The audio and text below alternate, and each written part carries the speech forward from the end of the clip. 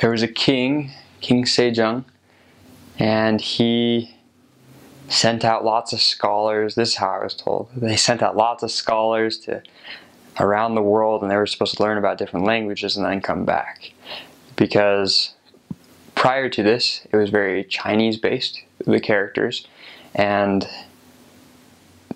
there was a problem with literacy, because if you didn't know characters or weren't a scholar, then you were uneducated and would be a farmer or just a worker.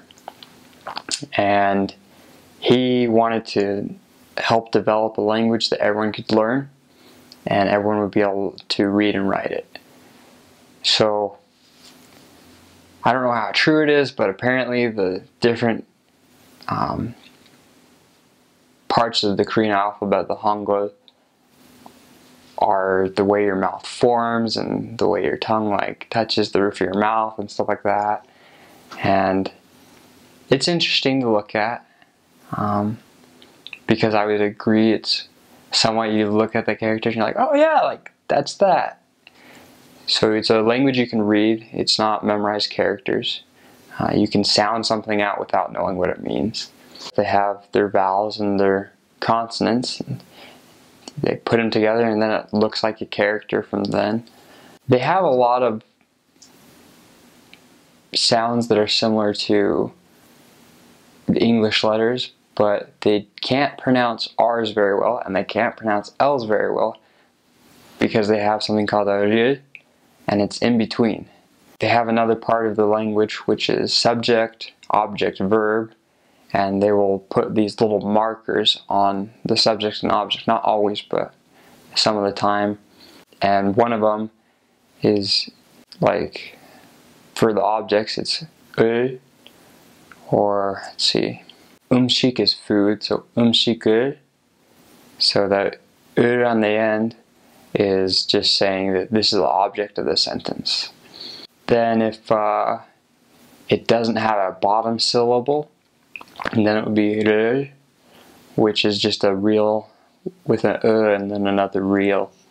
So that's an interesting sound. Some of the vowels sound weird. So you'll have, there's a character called a digit. It's like the D sound, but then you can say dwe, de. There's a few different ways to say like this character with different diphthongs, and it's a completely different meaning, but it sounds almost identical. You don't say you. You can.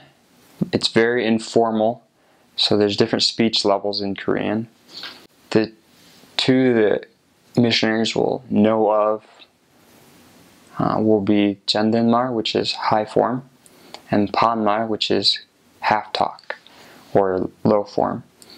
And sometimes people say, oh, there's middle form, which is just ending in yo, but that is a part of Jandenmar, which is the higher honorific stuff. It's just more casual. A common phrase is 안녕하세요, and that's just good morning, good evening, how are you? It really translates to, is your soul at peace?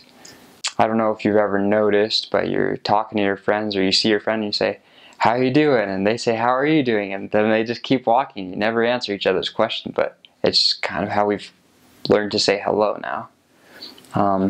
But that, you can say 안녕, which is panmar or low form, 안녕하세요, which is middle form, still 존댓말, but what missionaries will consider middle form, and then 안녕하십니까, which is higher form. And I think there's king form, which I didn't really learn a lot, but I think it was like 안녕하시오 or something along that line. I don't know, people are probably going to be laughing at me going, oh, you're messing up your Korean, but